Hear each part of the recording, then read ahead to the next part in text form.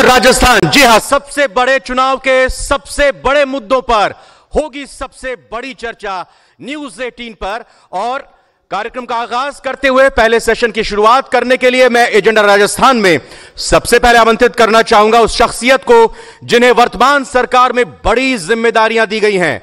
और इतना ही नहीं, वो मुख्यमंत्री के सबसे विश्वस्त नेताओं में भी शुमार किए जाते हैं।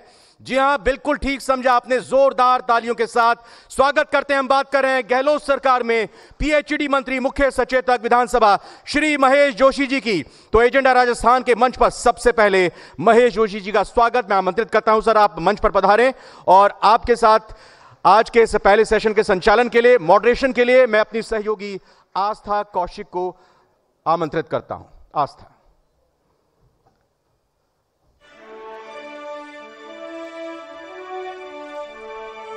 Please welcome Mahesh Joshi ji.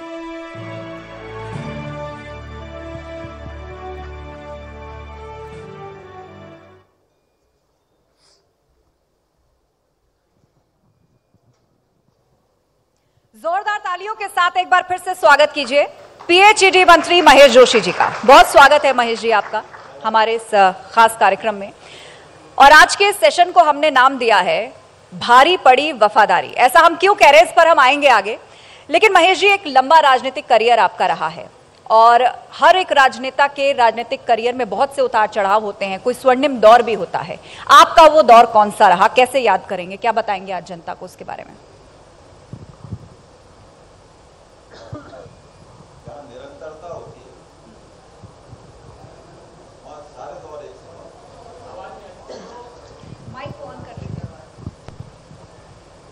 जी जी, आपने सबसे पहले तो मैं न्यूज 18 राजस्थान का धन्यवाद ज्ञापित करता हूं। इस शानदार कार्यक्रम में आपने मुझे आमंत्रित किया और शुरुआत मुझसे आप कर रहे हैं, ये मेरे लिए भी एक बहुत खुशी की बात है। आपने सवाल किया स्वर्णिम दौर का। मैं समझता हूं कि जहां निरंतरता होती है वहां सारे दौर एक समान होते हैं। जो संघर्ष नहीं करता उसे सफलता की जो खुशी है उसका एहसास नहीं होता। तो संघर्ष करना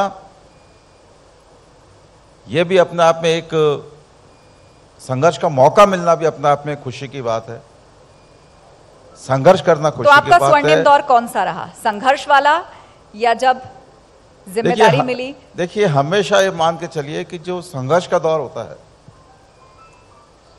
वो बहुत कुछ सिखाता है, बहुत एनर्जी देता है, बहुत उत्साह देता है।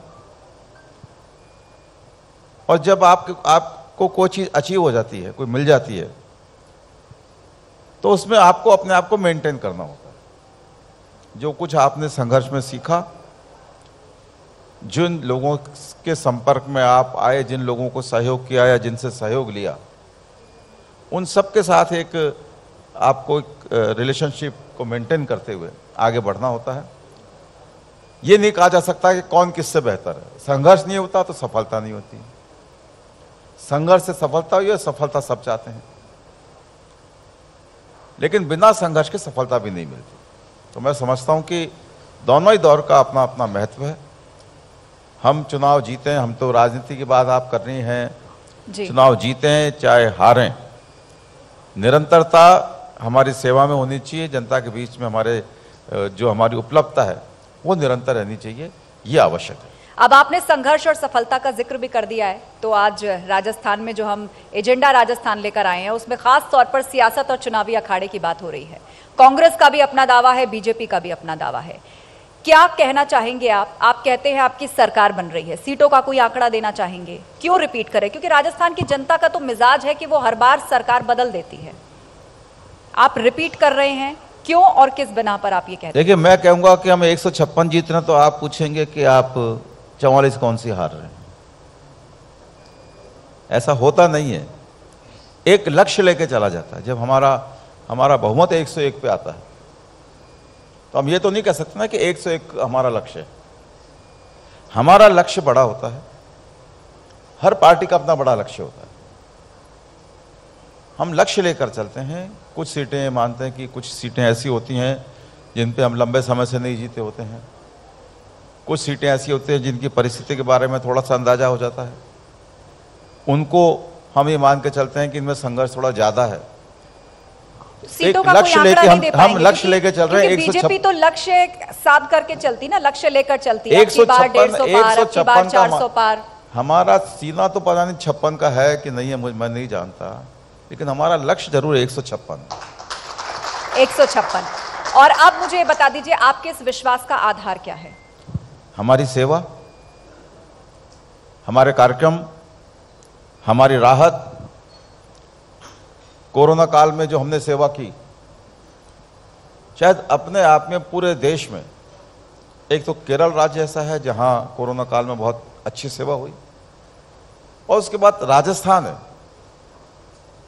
जहां कोरोना को लेकर जितनी सेवा हुई है, उस सेवा को राष्ट्रीय स्तर पर नहीं अंतर्राष्ट्रीय स्तर पर भी उसकी सराहना हुई है। आप देख लीजिए, हम हर घड़ी सचेत रहे। किसी भी स्टेट के पास में इंफ्रास्ट्रक्चर नहीं था कोरोना को लेकर।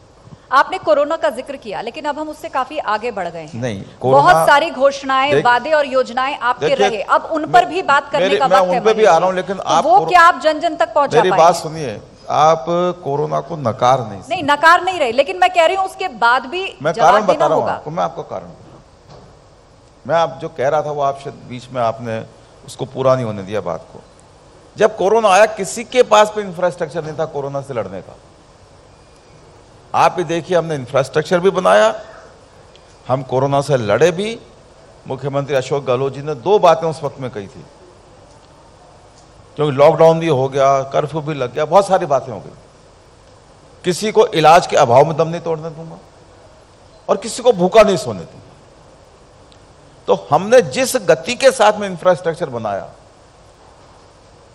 जिस गति के साथ में हमने काम किया, वो गति हमारी नहीं कि अशोक गहलोत जी के अकेले की बात नहीं है, ये हमारी सरकार की काम करने की गति थी। और हमने कोरोना से लड़ते लड़ते भी हमने विकास के जो काम किए हैं, एक दिन में विकास नहीं हो जाता है। हम ये कहें कि कोरोना के बाद ही हम विकास करते, एक दिन में विकास नहीं होता। हमने विकास की गति को बनाए रखा, हमने काम किए हैं, हमने राहत दी है। जो जन घोषणा पत्र हमारा था, उस जन घोषणा पत्र की हमने अधिकांश जो घोषणाएं थी उनको पूरा किया है। जो बजट सरकार ने पेश किए 5, उन बजट घोषणाओं को पूरा किया गया है। किसी भी बजट में कोई नया कर नहीं लगाया गया। जो थीम दी, बचत, राहत और विकास, इस थीम को हमने अक्षरशः पूरा करने की कोशिश की। बीजेपी ने मुद्दा बनाया कि आपकी जो घोषणाएं हैं सिर्फ वो मंचों तक सीमित रह गई, घोषणाओं तक सीमित रह गई, वो आम जन लोगों तक नहीं पहुंच पाई। आप बताइए कौन सी घोषणा? जिसको सबसे बड़ा मुद्दा बताती है भारतीय जनता पार्टी, किसानों के कर्जे की बात करती है।